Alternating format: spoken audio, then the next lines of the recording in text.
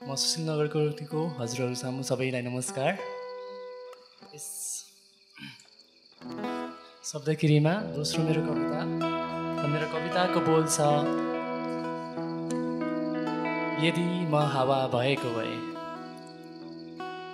यदि म हावा भएको भए तिम्रो अधरमा चुमिरहन्थे।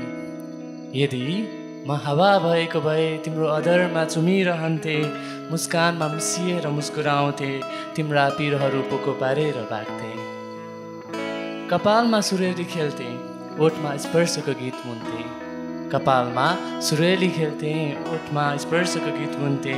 तिम्रो स्वरमा जीवन बनी हर पल तिम्रै वरिपरि घुम्थे। यदि म हावा भएको भए। गर्मीमा चिसो शरीर बन्थे, जाडोमा न्यानोको स्पर्श दिन्थे। गर्मीमा चिसो शरीर बन्थे, जाडोमा न्यानो स्पर्श दिन्थे। तिम्रो साथ तिम्रो बाटो सजिलो बनाई मायाको मिठो कथा भन्थे।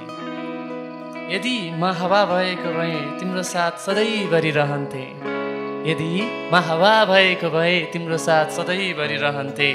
नदेखिने नछुन सकिने तर तिम्रो सपनीमा आइरहन्थे। म तिम्रो सपनीमा आइरहन्थे। धन्यवाद। यस्तै गरी अब पहिला त हावा बनिहाले। दोस्रोमा मेरो कविताको शीर्षक छ मलाई म बन्नु छ।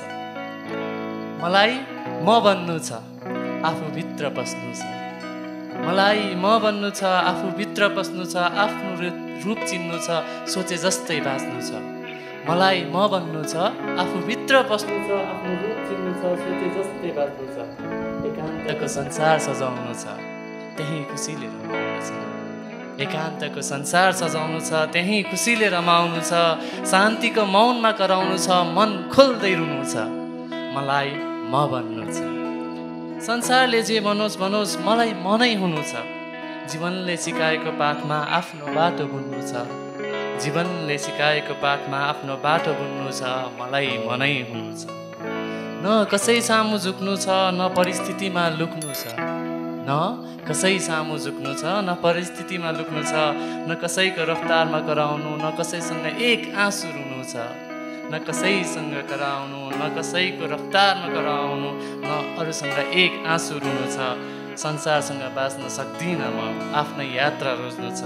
मलाई म पत्ता लगाउनु छ, अन्ततः मलाई मनै बन्नु छ। अन्ततः मलाई मनै बन्नु छ। धन्यवाद।